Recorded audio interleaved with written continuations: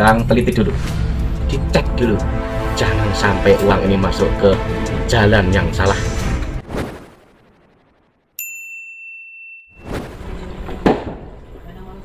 Halo, assalamualaikum. Yang lagi ramai Palestina. Seperti biasa, lalu beruntun muncul donasi-donasi atau sumbangan. Ya bilangnya untuk perjuangan Palestina. Kalau beneran ya nggak masalah. Yang jadi masalah jejak lembaga atau yayasan yang ada di Indonesia soal Suriah, Irak, bahkan Palestina dan lain sebagainya lah. Itu jejaknya kan pasti kalian pada tahu semua.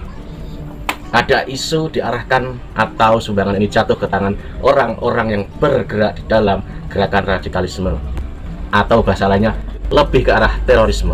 Bahkan tahun 2015 PPATK itu kan pernah membekukan miliaran uang loh. Itu zaman apa ya? Saat zaman Suriah kalau nggak salah, Suriah, Irak di situ. Saat itu juga pas bertepatan dengan apa? Banyak media-media mainstream yang sebenarnya tidak jelas, atau yang media kecil, tapi dia kuat dalam menyebarkan hoax, berita kebencian, memutarbalikkan fakta soal Suriah. Seperti kemarin itu siapa? Dina Sulaiman. Saya sangat tahu websitenya, karena dulu seumuran dan berbarengan dengan website saya yang lama. Isinya tentang Timur Tengah. Dina Sulaiman kan itu tentang terorisme, kelompok Wahabi dan lain sebagainya. Justru saya melihat di tayangnya Deddy Corbuzier itu apa? Deddy Corbuzier tidak berhasil menggali hal-hal yang lebih mengejutkan. Saya pikir harusnya lebih mungkin Deddy Corbuzier saat itu tidak tahu tentang Suriah, tentang isu-isu, karena dia saat itu sibuk apa kalau nggak salah? Mungkin magician ya saat itu kali. Dan banyak pertanyaan-pertanyaan Deddy Corbuzier ini kurang bagus menurut saya, kurang dalam. Padahal kalau mau mengulik lebih dalam itu bisa dan mengungkap segalanya. Karena apa? Di Indonesia saat itu gerakan-gerakan memutarbalikkan soal di Suriah itu nggak lepas dari apa? Kader-kader partai tertentu. Dan di samping itu juga ada apa? Kebijakan Saudi, kebijakan Qatar, kan jelas saat itu. Musuh mereka siapa? Kan begitu. Bolak-balik kambing hitamnya Syiah, kan begitu. Dan saya nggak akan bahas tentang ini sesungguhnya. Bahkan yang kemarin-kemarin itu, Oktober itu kemarin, itu kan jelas detasemen menangkap beberapa orang yang jelas itu apa? Membuat apa tuh? Sumbangan-sumbangan kemanusiaan yang ditaruh di supermarket dan lain sebagainya. Kan ada. Dan orang-orang ini kan terlibat dalam organisasi JI yang jelas terlarang di Indonesia.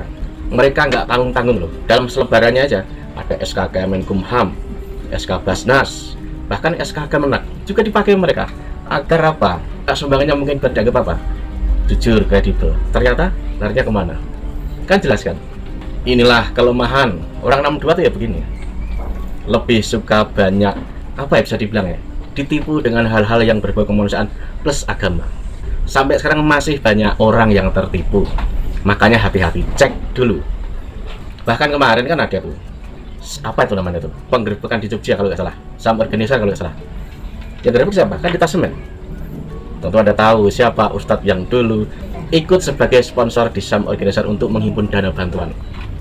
Cara kerja di Tasemen kan jelas, dan itu bisa Anda cek di internet. Saya nggak tahu ya berapa dana yang dulu saat-saat tahun 2015 itu masuk ke kantong para teroris.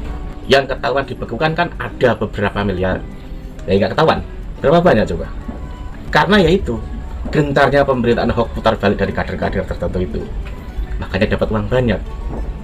Nggak tahu uangnya untuk apa, kemana gitu kan. Yang ada di catatan PPATK itu kan sebagian. Bahkan PBNU pun tahu loh uang itu dikemanakan untuk apa, salah punya datanya juga. Makanya saat dulu ada undang-undang Ormas, ada yang agak menentang kan. Karena apa? Di situ juga ada pemeriksaan keuangan dari mana, itu juga sangat memungkinkan untuk diperiksakan begitu.